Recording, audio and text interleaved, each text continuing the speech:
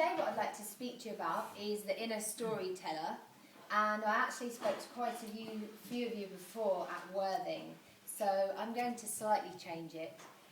Last time when I spoke at Worthing, I talked a lot about values and how important, being a storyteller is for your business.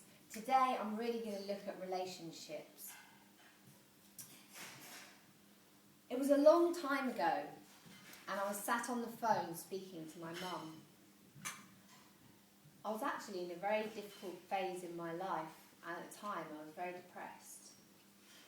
And as I was sat there on the phone to my mum in the study where I lived, my mum was trying to console me.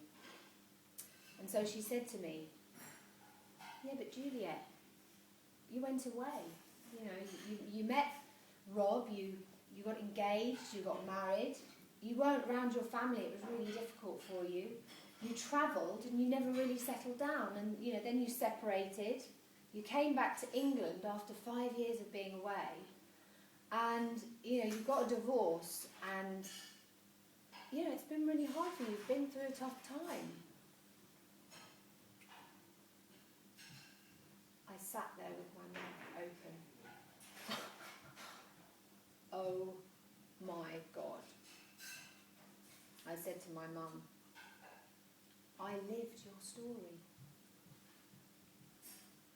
You went away, you met my dad, you got engaged, you got married. Okay, I didn't have kids.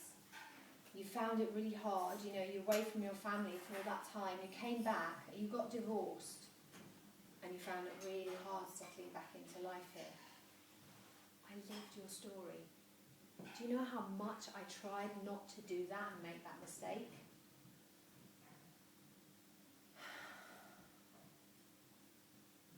Anyway, after I'd been travelling, and well, actually during the time I was travelling, I did get divorced in Central America.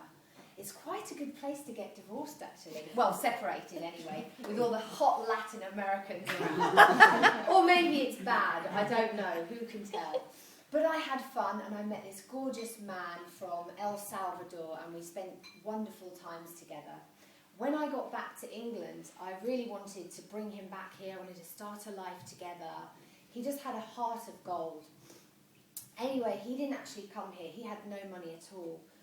So I went back to Central America, and I stayed there and lived with his family for 3 months, which was an amazing experience. His sister actually gave up her bedroom for me to live in. Can you imagine anyone doing that for you here? She gave up her bedroom and she slept on the couch or on the mother's bed or on her brother's bed. Anyway, I did come back to England, and I still had that dream of bringing him back.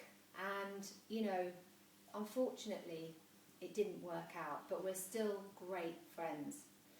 Now, at the time when I split up with him, I told some of my friends and my family that I'd split up with him. "Oh, you are so good to get rid of that guy. It sounds awful, you shouldn't have been with him anyway, he was probably a sponger." What? They'd never even met him. How the hell did they know who he was? Oh, I told them who he was. I obviously painted such a beautiful picture of him and his golden heart that I fell in love with. They knew very well about him and all the terrible things about him, because I'd obviously complained a lot and created a picture of this person who they never even met, and apparently they knew. So, what can I say? Right now, I have actually created my very own love story, because after I reflected upon the telephone conversation with my mum, I discovered that if I created that, I could create what I actually wanted, rather than focusing all my attention and my effort into what I didn't want.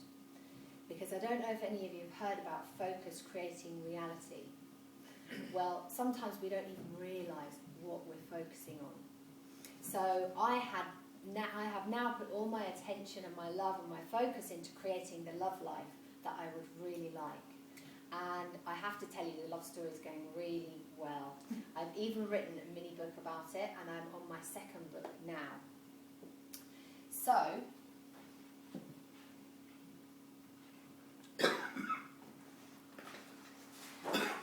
the opposite of play is not work, nor is the opposite of truth a story. We live in stories every single day. You came here today and you started by talking to someone and telling a story. Wherever we go, we tell stories. Maybe you tell stories to your friends about your other friends. Maybe you tell stories to your friends or your colleagues about your partner, about your other friends, about members of your family. What picture would you like to paint? What picture are you painting right now about each of those people in your life? They say thoughts are things. There's been loads of research done.